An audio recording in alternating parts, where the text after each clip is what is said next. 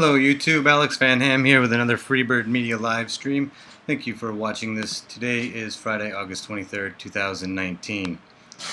And to begin within this stream, I just wanted to bring up a story before I get into the main topic. This came out yesterday, I believe. Your Ward News editor gets the maximum 1-year jail for hate promotion.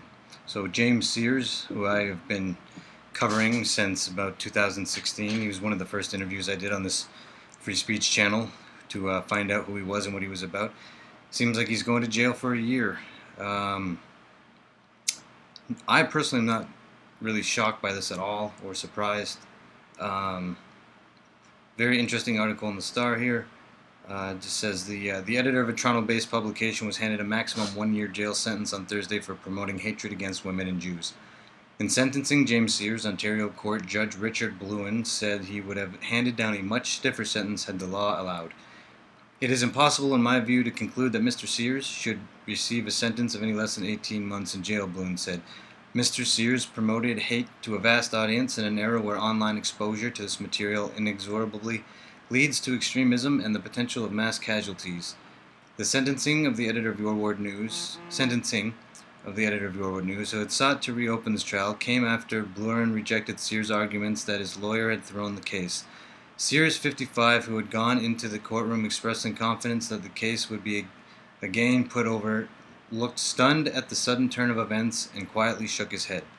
"Don't worry, honey," he told his wife, who was carrying a child, as officers handcuffed him and led him from the courtroom.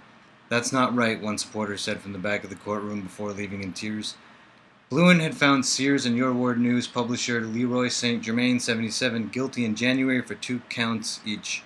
Evidence was that the free publication was distributed over 3 years to more than 300,000 homes and businesses in Toronto area as well as online. There's one, it's kind of a long article, I won't read the whole thing, but there is one important part I wanted to read. I'll link it in the comments in a sec.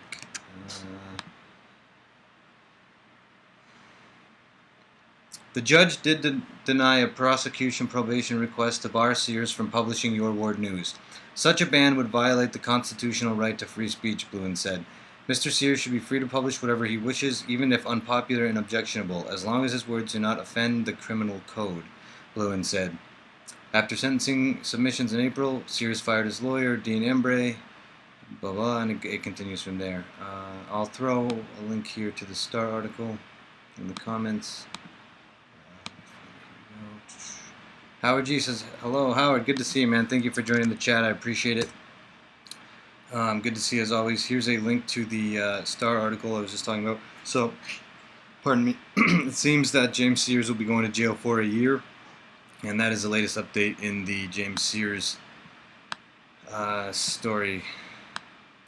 By the way, guys, just gonna, if you appreciate my indie operation I have going on here, feel free to donate to my Patreon account or grab one of these mugs. I'll put a link in the description. Independent journalism can always use your help. Jumping into my main point today, though, this is actually almost perfect timing for me because, as you guys know, if you've been following my channel, I've been working on this book that I'm about to publish. I'm trying to conclude now. That talks about my experiences in this free speech culture for the last 3 years and kind of documenting the way mainstream media lies all the time, misrepresents things.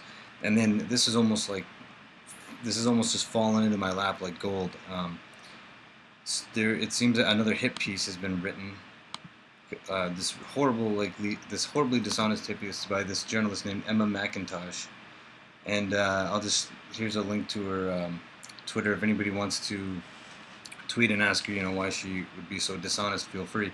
I am going to reach out to her and ask her for an interview. I have a feeling that based on her political stance that she would be uninterested in speaking to me, but of course, as a free speech platform, I'm open to speaking to everyone, and I'd love to hear her thoughts on how she came to some of her conclusions in this article.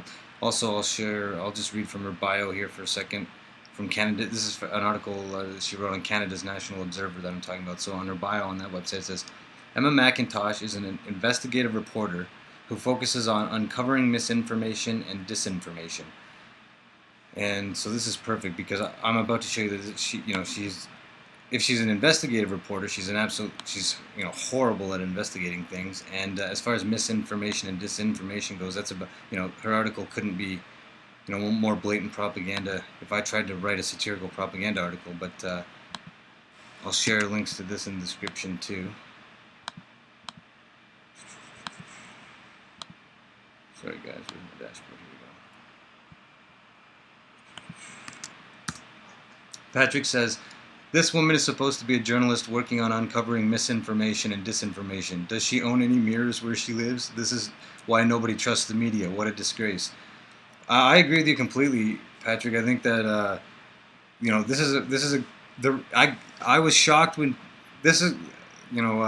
nobody trusts mainstream media, and they don't even really trust semi-independent left-wing media anymore because it's just so blatantly full of hysteria and bullshit. And they do a real disservice to their own cause when they publish this kind of crap.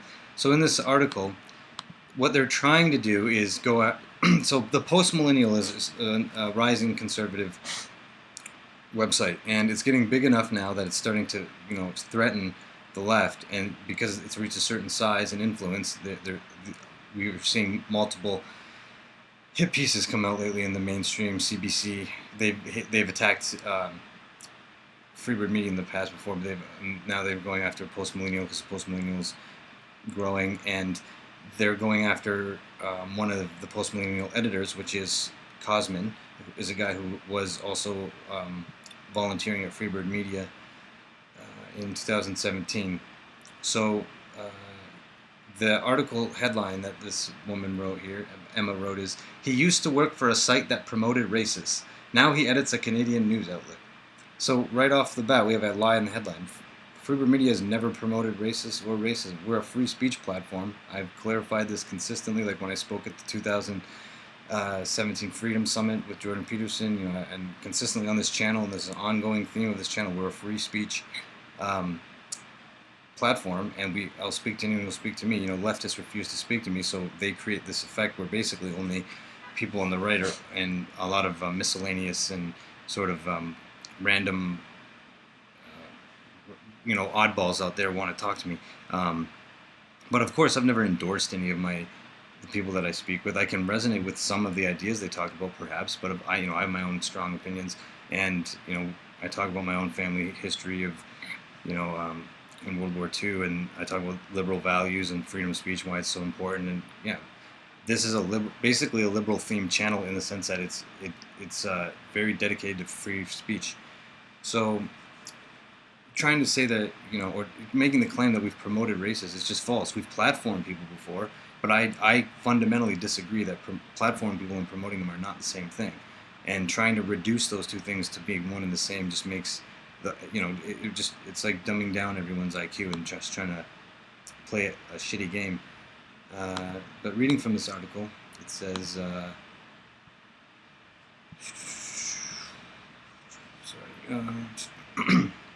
Cosman D'Souza is an editor at what has quickly become one of the most widely shared right-wing news sites in Canada. According to About Us page on the Post-Millennial's website, the University of Waterloo graduate used to be a researcher on the Oxford English Dictionary. The dictionary's publisher, Oxford Union Press, said in an email that it has no record of D'Souza working for the company, but that he appears to have worked on an unaffiliated research project examining the text. But that short biography leaves out a few steps. Before D'Souza was hired at the Post-Millennial, he also worked for websites that promoted racism and peddled pro-Kremlin content. While he was a creative director and correspondent at Freebird Media, I should also stress that, the website is essentially a blog, right? So I probably let him call himself a creative director at some point, but no one has ever really, the only creative director that Freebird Media has ever had is me, like in terms of like calling content and stuff. Freebird, Cosman was the volunteer correspondent at Laurier, because that's where the Lindsay Shepherd stuff is going down and a lot of free speech themed stuff. He was just reporting from there.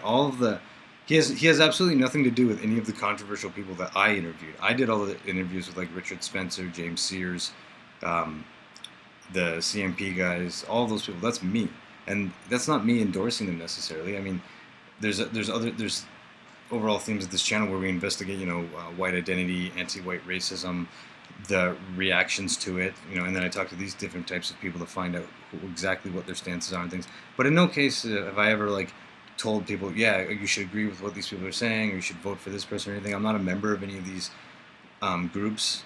I'm not a member of any of these political parties. I haven't donated money to any. That's why I haven't been doxxed for anything, because I haven't donated money to any right-wing people, and I'm not a member of any party. So there's no real way to actually say that I've promoted any of these people. I've just talked to them, and the interviews are actually extremely interesting. James Sears, the fact that he's now going to jail for a year is really interesting, and it's a precedent, and people should be paying attention to this just to understand, where the law is at and all kinds of stuff. And I'm actually one of the few people brave enough to sit there and talk with them, just be like, tell me who you are. And there's another thing that you'll see in this article too, is implicit is this fundamental idea that if you're not challenging someone aggressively in an interview with them, that you're basically promoting what they're saying, and that's absolutely not true either. If my feelings with James Sears since I first heard about him in 2016 at a free speech rally was that he's a troll. He trolls people. So if you come at him with a hostile attitude, he's just going to play with you or tell you whatever or give you nothing of value. If you're just honest about who you are and you sit down and you just talk with him person to person, at least he has no reason to troll you really. And at the same time, one way or the other, I have because this is all going into the book I'm writing, right? And I like to frame these different articles with different people, and that's sort of what I've learned about. I've learned stuff about people and about the politics through people, and then also through how the mainstream media has reacted to things that we've done, right? So in publishing these interviews, I learned a lot. Now, side note, I requested a manual review of my interview with James Sears on YouTube, and after manual review, YouTube declared that it does not violate any policies, and they monetized the video. So I can say that it's not a hateful video in any way, in the sense that according to YouTube, who manually reviewed the video, it's not. I don't believe it is either. Neither are any, the Richard Spencer interview, the Ricardo Duchesne interviews. Those have all been manually reviewed by YouTube and are monetized. So because they're not hateful, and anyone who sits down and looks at them understands I'm a journalist. And I'm trying to get these people to talk about who they actually are, because the mainstream media is so busy misrepresenting everybody, and that's why no one trusts anymore. But that I want to come along and be like, hey, here's what these people actually think in their own words, at least. So even if they're being dishonest, at least you have them. And I wanted to bring up something else, because I have this quote now that I've pinned to my Twitter account that sums up my intention too. As you guys know, I hype a lot of Robert Anton Wilson stuff. He's my main intellectual influence, Robert Anton Wilson, along with guys like Saul Alinsky, Jonathan Haidt, and people like that. And I guess, those would be my main three. Point being, the most intelligent person I've ever come across is Robert Anton Wilson. One of the original, he was kind of a counterculture figure. He was one of the original editors of Playboy magazine, and super interesting polymath. But he had a quote that that I have always had in my mind since I started Freebird Media, that I'm using as the opening quote of my book. And it comes from him, and he says, "That's what I'm trying to do in bringing up controversial subjects, is get people to look at them in a clear way. Most people don't know how to tell an assertion from an argument. Every lawyer knows this. Most people just have no idea how foggy their own thinking is." Which is absolutely true, and that's why Rob would give, has exercises in these books on how to clarify communication and thinking, especially thinking, right? Like how to use E-prime as a way of getting more clear in the way you speak. And most of this culture war that we're talking about, this propaganda war, is about abusing language and using buzzwords and umbrella terms to basically conflate a whole bunch of things into a gray area so that you can just smear people. Like that's what this Emma. On a personal level, I don't understand. Like I read these psychology books because I try to understand what goes on in the minds of people like this Emma woman, and how she rationalizes this with a clear conscience. Because they wrote this whole article about, and they never reached out to Freebird Media at all. They clearly don't follow our channel. They haven't followed the dynamic. For a woman who talks about how she's all about, against fighting dissemination of misinformation or whatever, it couldn't be more lazy reporting or even research. And they never they've never asked us for anything. They cite her sources on Twitter are citing other, basically propaganda sites like Press Progress, which we've already shown to be super dishonest. And I have a whole video on this channel about how they've stolen content from Freebird Media, and I've got screenshots and everything laid out clear on this channel. So we know that Press Progress has zero integrity, as proven by my channel with evidence. So these journalists just build bullshit on top of other people's lies. You know, I'm basically showing you guys this step by step here. Going back to her article, she says, she writes,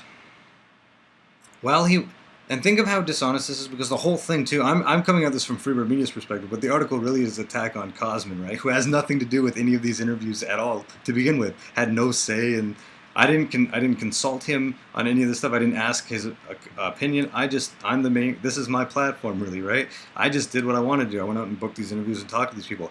The only one here that like, if they're gonna be attacking him, it should be me, not him. This is just a shitty way of trying to use guilt by association to attack somebody.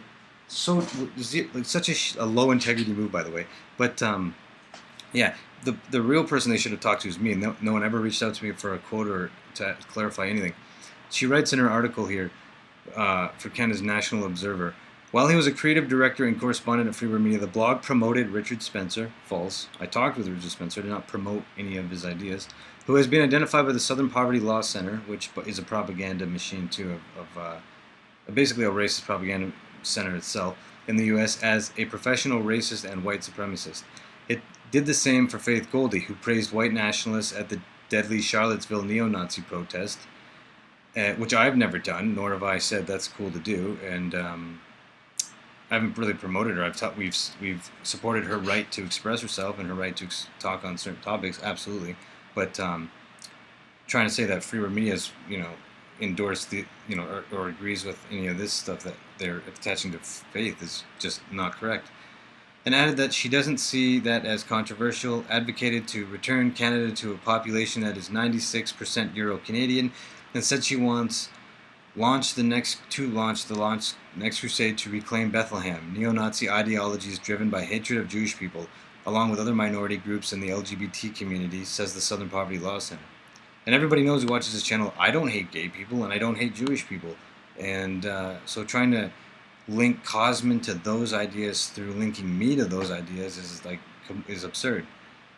Freebird Media also gave a friendly platform to Kevin J. Johnson, who has advocated for physical violence against Muslims. Again, friendly platform. We gave a platform to him. I've talked to him.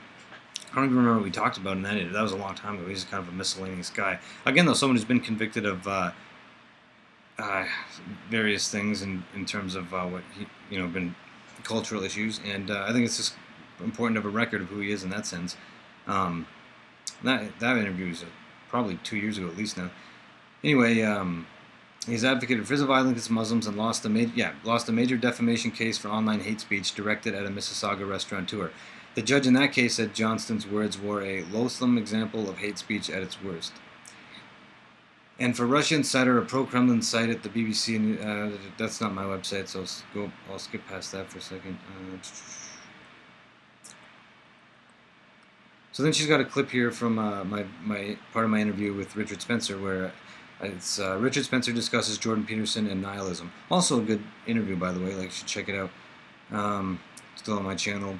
Manual Review decided it was not offensive, so it's monetized. Please support the channel. Check out these interviews if you like this stuff. And then this is how the Post-Millennials guys are responding to the whole thing. In an emailed statement, Post-Millennial co-founder Matthew Azrieli didn't answer specific questions about whether his news outlet supports the views espoused by the de Souza's past employers, or how the decision to hire de Souza was made. It also didn't answer questions about de Souza's current beliefs.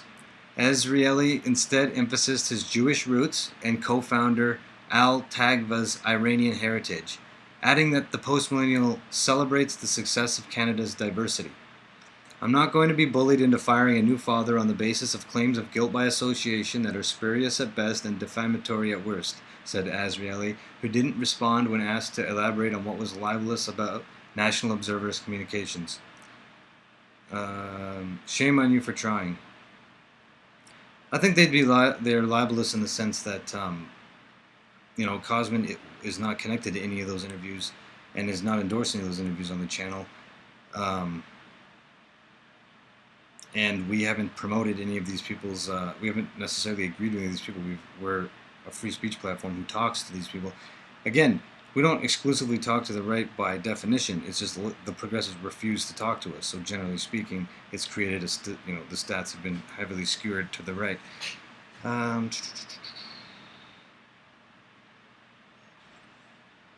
Skipping over parts of this.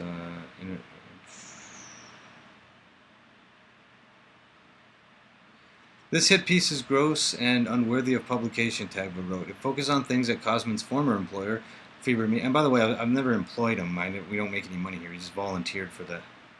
He was a volunteer part of Freebird Media, and then the Post Millennial came along, which is something with actual money behind it and like backers and like a thing. So he naturally followed his career path to something bigger, and he's there now. But and I guess he works for them, or I'm assuming he makes money through them. But I've never paid Cosman anything ever.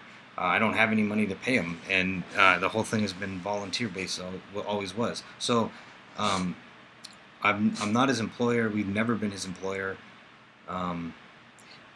This whole operation is basically mostly, besides for, like I have like an AdSense channel on YouTube where I'll make like $20 a month, and you only get a payout when you hit 100, so it's like a small chunk of change off of this.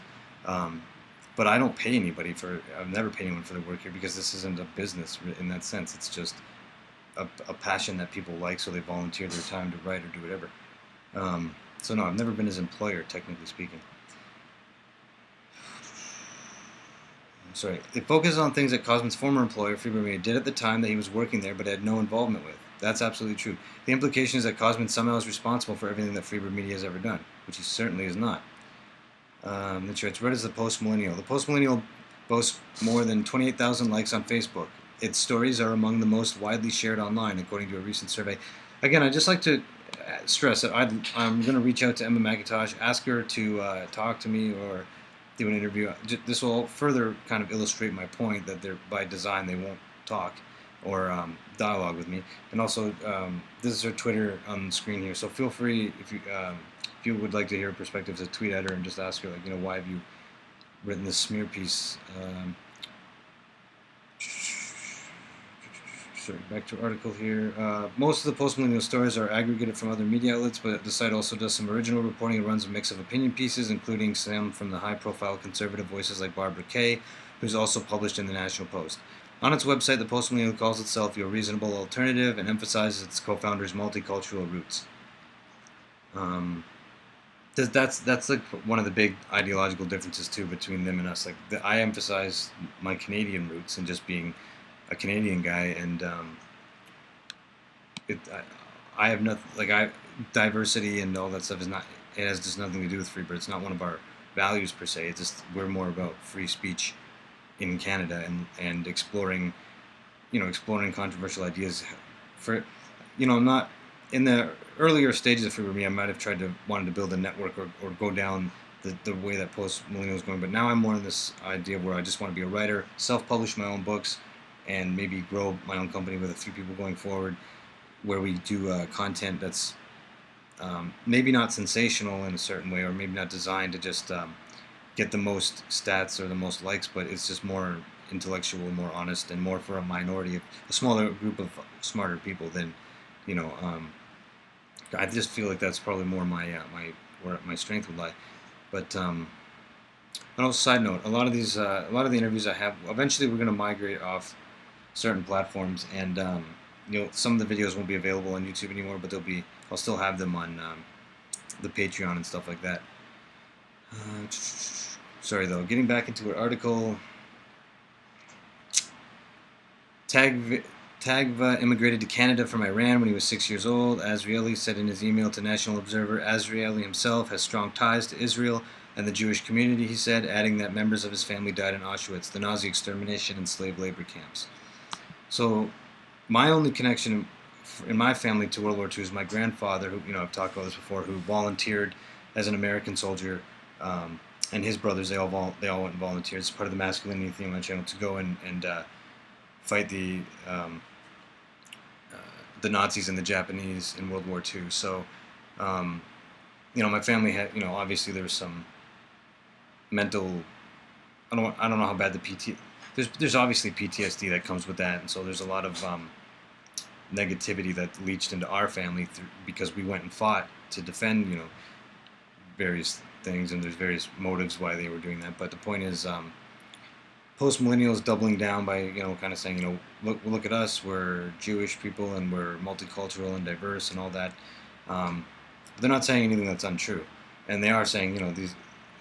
They're just defending their brand more by focusing on that. Whereas I'm just coming out and saying, no, I'm a Canadian, just a Canadian guy representing Canadian perspectives.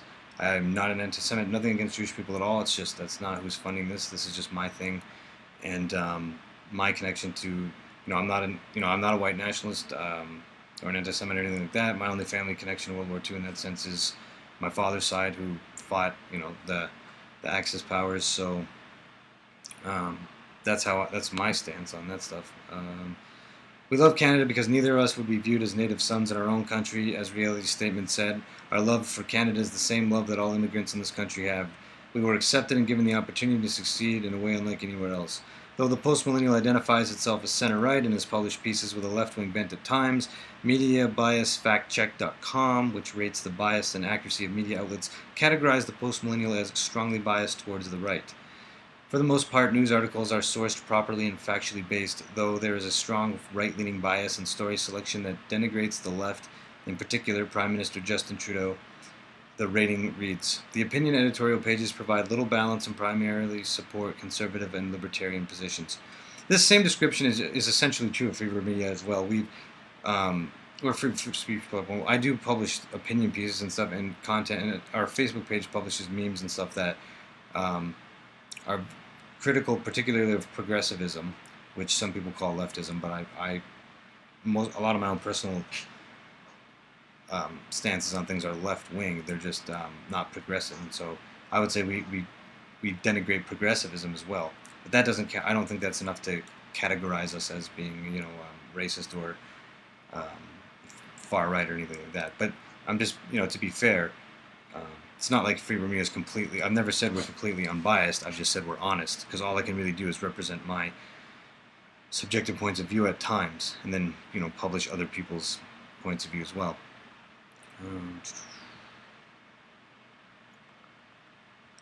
It's kind of a long article, so I'm skipping through parts of it.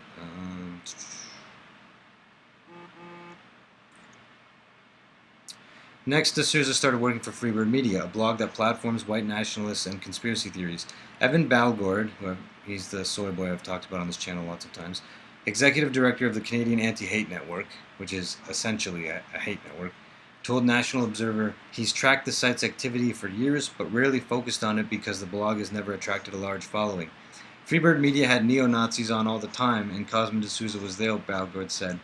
Again, I wouldn't say we've ever had neo-Nazis on. I mean, I've talked to Richard Spencer, who I believe is a white supremacist, so I don't know if that's, you might consider that synonymous with neo-Nazis, so, because I've talked to Richard Spencer, that'd be true, but, and James Sears, who's more of just a huge troll character, I think, looking for attention, so it's not like where I'm running the Daily Storm here just chilling, or that I share the opinions of neo-Nazis or anything, but yes, as a free speech journalist, I've talked to, I guess those are the interviews that these people are most offended by, but again, after manual review by YouTube and on other platforms as well, they're not hateful interviews, it's just, I'm just talking to these people, which,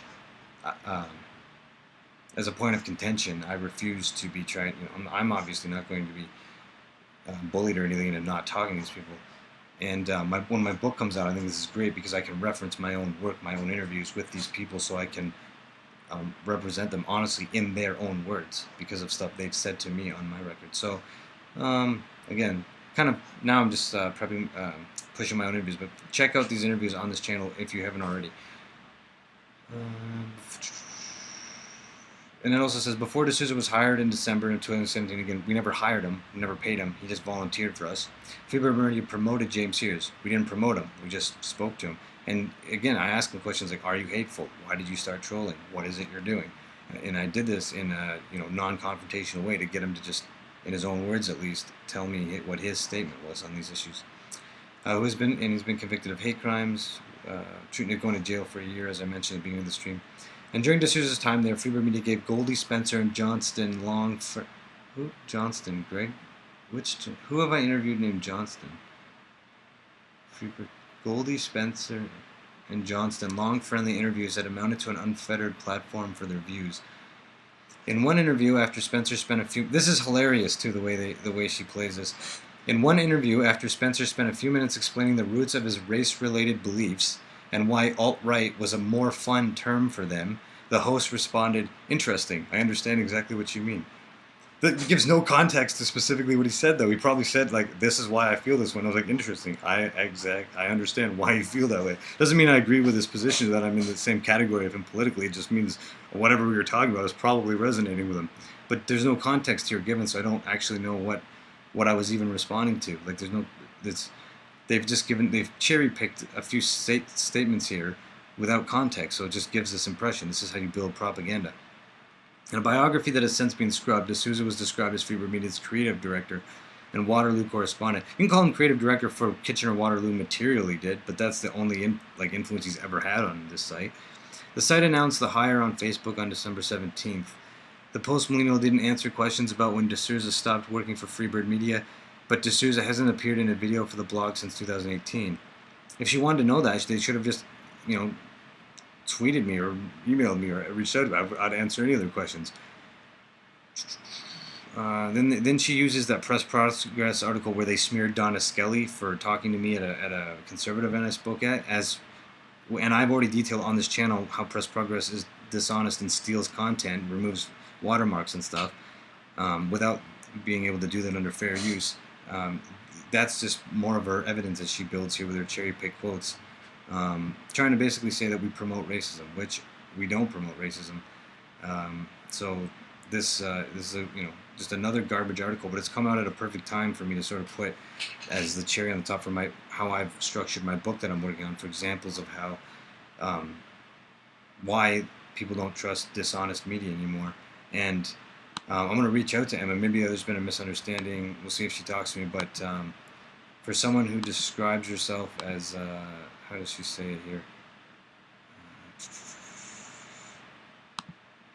She described herself, like I said, as an investigative reporter who focuses on uncovering misinformation and disinformation. And it appears like what she really is a propagandist who just constructs, progressive propaganda and smear articles. So that's basically my take on things, and I appreciate the support for everyone that supported this channel along the way, because this is all stuff that's par for the course. Hey, Space Cat, good to see you in the chat, and everyone else. Here's a few comments I missed.